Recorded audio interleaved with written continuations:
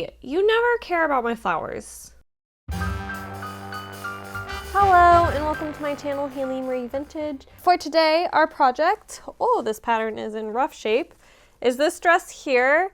This is a really beautiful, simple, like sweetheart neckline dress. Why I got this pattern is because it has 4 buttons that you can switch out all these different parts to make all these different dresses essentially out of this dress. This is like, for me, the sweet spot of like 40s patterns, where there's just like a lot of different ways to wear one dress, because back then they didn't just have wardrobes filled of dresses. So I'm really excited about like all the different variants and functionality of this one. The description is teenage one-piece dress with detachable bib, cape, and bodice trim. The dart-fitted bodice, styled with an extended shoulder line, has a sweetheart neckline. The skirt, cut in 4 sections, falls in an easy flare and is topped off by a self or purchased belt. The dress is accessorized with a shaped button-on bib, a button-on cape, and a button-on bodice trim with matching belts. I think this is so cool. I'm so excited for this pattern, and I found the perfect fabric for it. You have, I think, seen this in a fabric haul of the past at some point, but it's this really beautiful flocked fabric. So this is a cotton with a flocked, like velvety black stripe. I thought this was really nice for fall and winter. It's a really nice, sturdy, heavy cotton, and I just think it will be really, really gorgeous with this pattern. I think I'll have the stripes go up into like the chevron in the middle. I just think it'll be nice. I'm excited about it. I think it's really, really cute. And for the like accessory pieces, I got this black velvet. Nothing that exciting about it. This is pretty expensive velvet. I believe it's a rayon velvet. I've just definitely like, there's a really big difference in quality of velvets when you do get more expensive, and I just felt like for something that I'm hoping to be really functional for a long time, something like this will be worth it. I do sort of have to figure out how to iron it because velvet is not known for being easy to iron, and I didn't want to buy one of those velvet needle boards because they're like well over $100, and I don't plan on using velvet that often, so I don't know. Trying to figure that out. I have a little cat coming to say hi before we kick this project off. Come on. Yeah. Come say hi to all your fans. I'll even move this so you can come say hi. Hope you could hear that little squeaky meow. She said a big hi. But with that, let's go ahead and start the cutting. All right, so first I'm starting by cutting out the bodice. The bodice should be pretty straightforward. Everything I want to be as up and down as possible. But one thing you don't see up and down is the facing, because the facing just doesn't matter. I'm just trying to keep things as even and upright as possible so they hopefully look as good as possible when I sew them together. I'm also just adding a smidge of extra space to the waist just in case I have to size up. I did that beetle dress a few weeks back where I had to size up quite a bit, so right now I'm just adding an extra 3/8 inches just in case I need to have that extra seam allowance to widen the dress at the end. And then for the skirt pieces, I want the perfect chevron in the front, so I'm cutting these one at a time. I'll first cut one side, then I'll flip it over and cut the other, trying to match the stripes as much as possible, so hopefully it will give a really, really clean and cool dress look. Good morning. I'm very excited to get started on this project today. So today I'm hoping to get the whole dress done and at least get the black velvet pieces cut. I could have cut them earlier, could have, should have, would have, but honestly I'm a little bit scared of cutting into this velvet fabric because it's quite nice and was quite expensive. It's also like, it feels amazing. I don't like a lot of velvets, but this velvet feels beautiful, which it should given its price. So I'm kind of putting off cutting it. So first I'm just gonna try to do the whole dress today, cut the velvet, and maybe get started on all the accent pieces. We'll kind of see how that goes. It is 9:30 in the morning. I plan on pretty much sewing all day until probably 5 or 6 when it starts to get dark out here. So that's kind of the plan for today. And then I thought, I'm kind of on an audiobook kick, so I thought I'd share what I'm listening to.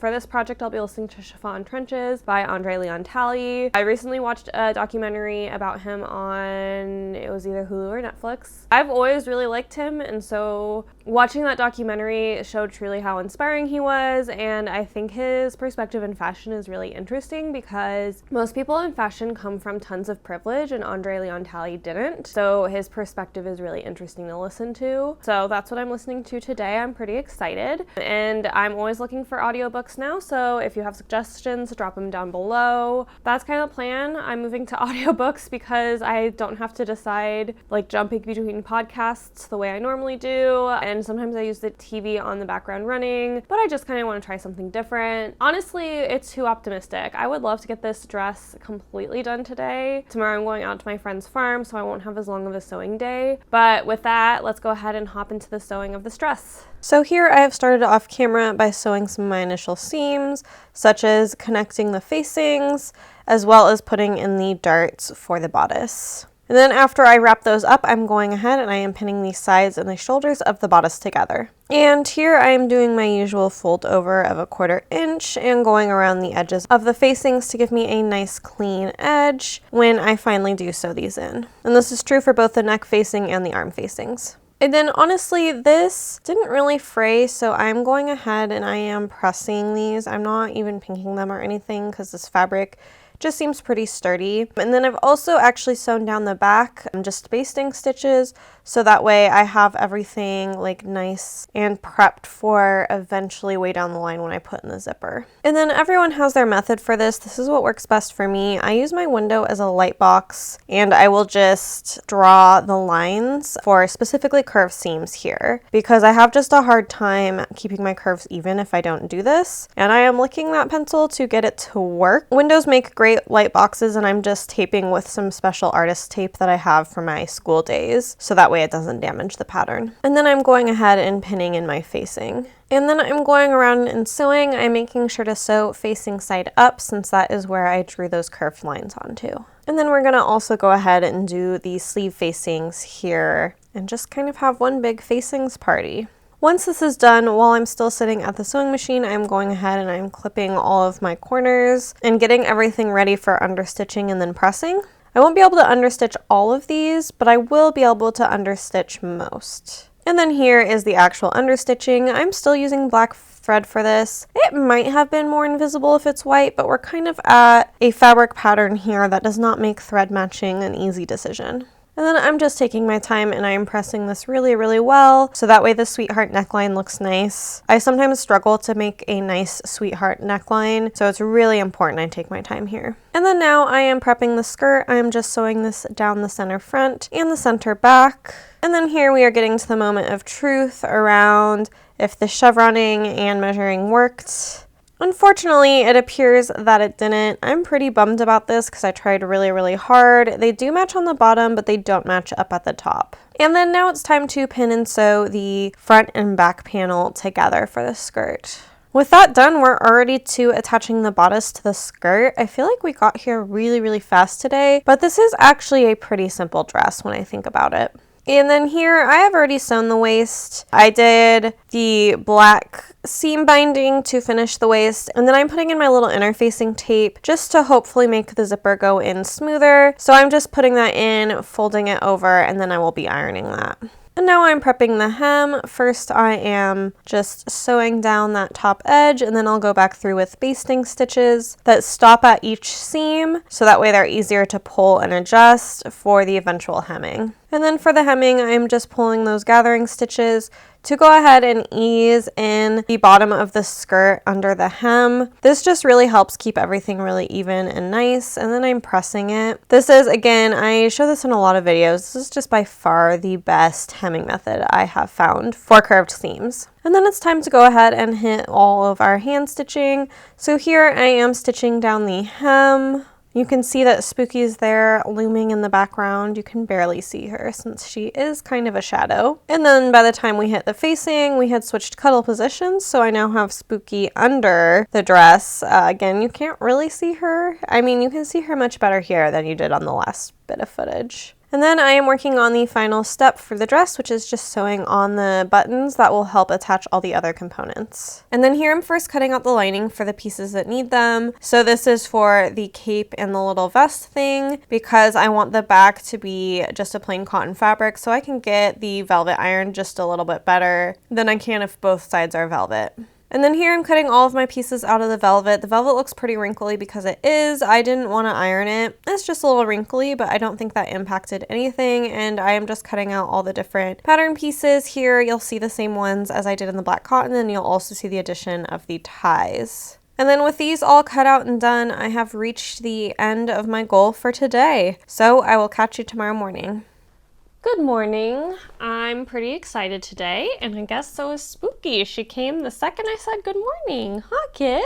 What we doing? Anyway, today I am hopefully going to wrap this project, and by hopefully I mean it would be pretty unlikely I don't. So I have basically just all the extra add-on pieces to do today. I'm pretty excited. I will say this dress so far is kind of meh. Like, it's definitely not my favorite dress I've ever made. I think it's the striped fabric. So this fabric has some stretch to it, which I'm just not particularly comfortable working with. And then I didn't get the stripe matching quite the way I wanted. So there's just like a couple of things that I'm not super excited about. However, I think once I make all the like accessories that go with this dress and the ways you can change it up, I think I'm gonna like it a lot more. So I'm pretty excited to go ahead and do that. With that, we're just basically gonna jump in. I anticipate maybe 3 hours of sewing left on this project. The dress came together really fast in only 5 hours, which is really quite speedy. I guess that doesn't count the cutting of the fabric, but that's a pretty fast dress. The dress was pretty simple and straightforward. So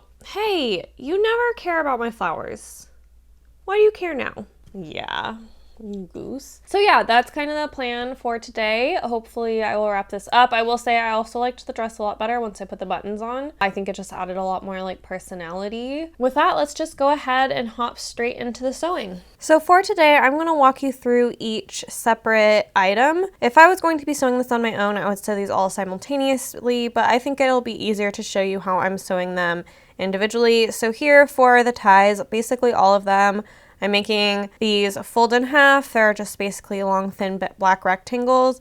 And then I will be sewing down and around the corners, and I will leave a bit in the middle open so I can turn it out later. And then here I'm in the process of actually turning this out. It was pretty easy since the inside of the velvet is fairly slippery, but it did take a little bit of patience and some tools. And then for pressing this, I feel like it's important to point out that I am using a dish towel in between the velvet and the iron, so that way I don't ruin the pile of the velvet. And I am also not completely pressing as hard as I could for this. I'm just trying to honestly get it steamed into place with having the folds. I don't really think I can do any better than that without damaging the velvet. I'm leaving everything's buttonholes till the end, so now we'll move on to the vest. This one's pretty straightforward. There is an edge that I leave open, but otherwise I'm just going to be pinning the cotton backing to this with the velvet in the front, pinning it and just sewing all the way around the edges. I will say, it's hard to tell here, but this velvet was pretty slippery on the machine, so I had a little bit of a hard time keeping things even. And if you look up close at a lot of these pieces, they do have some kind of puckering. I feel like here is where you can see where the velvet shifted. I did end up changing some different things when I did this again on the later pieces, but definitely was a little bit of a learning curve here. And then I'm just cutting up excess seams, flipping all the corners and all that jazz to make sure this will be really, really nice. And then once I turned it and then I pressed it on the back again on this cotton, not on the velvet. And this seemed to be able to prevent me from having iron marks on the velvet. And then for the cape, we have kind of an additional step to the vest. So I am starting on that, but I have to sew the shoulders of both the velvet side of the cape and the lining cape together before I can eventually sew them to each other sandwich style. So here you can see what I mean. I am pinning the cotton to the velvet matching seams that I just made. And then the other thing I'm doing here is I am going to go ahead and leave a gap open. So they don't actually tell you to line this, but I just thought a lining would turn out nicer and again would allow me to press better because I'm not pressing directly on the velvet. And then after I have gone ahead and sewn this, I am just clipping corners, and I am clipping a lot out of the seam. The seam there got pretty bulky, so I'm just trying to clip that out so that way it's like not a weird patch on the cape. And then after I get these all clipped, I'm gonna go ahead and turn it inside out using that hole and press it the same way, again, cotton up, that I pressed the little vest thing. And then this here is where I'm actually batching pieces. So I'm going ahead and I'm closing up all the holes in the sides of all of the pieces, the ties, the vest, the cape, everything, to make sure that, again, they look good and that they're finished. I just wanted to sit down and do all of these at once so I wasn't up and down so much. And then after that, we're on to one of my favorite steps, which was doing the buttonholes. I did, again, the buttonholes for all of these. So I just followed the markings and I used my buttonhole foot with the extra stabilizing underneath it, which is like an extra metal plate that goes underneath it. I just find this works best with shifty fabrics. And with those buttonholes getting all wrapped up, I am then ready to show you the reveal.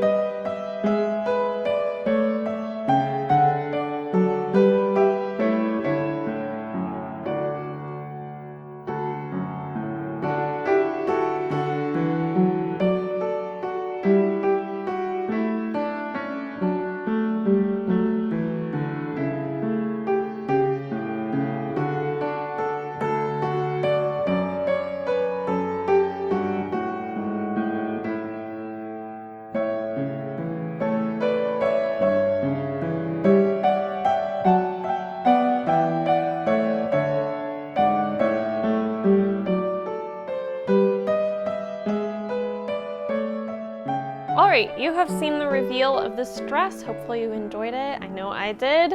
Before we jump into the project wrap-up and my final thoughts, let's talk numbers. So this is my cost breakdown of this project. So this was a more expensive project because it's more expensive fabrics. So I spent $159.92 on the fabric. The velvet I bought was just really plush and luxurious, and I don't regret it, but it definitely was more expensive. The flocked fabric was also more expensive than usually what I spend per yard on fabric. So it just ended up being a pretty expensive project. The notions, however, were pretty cheap. I just had the zipper, some seam binding, the thread, and the buttons, and that was only $14. And then the pattern was also pretty cheap. I don't know why it was only $8.82. I think it's because the envelope is really tattered, which doesn't bother me as long as the pattern functions. That's all that matters for me. So the pattern was wildly cheap at $8.82. But that brings us to supply total of $182.74. I do like this dress. I don't know if I like it $200 worth, but we'll talk about that in the wrap up. Before we talk about that, I also want to talk about how long this took to make. This took 8.5 hours to make, which is actually much shorter than most things that I make. It didn't require very much hand sewing, and it wasn't that many pieces. I think this one was only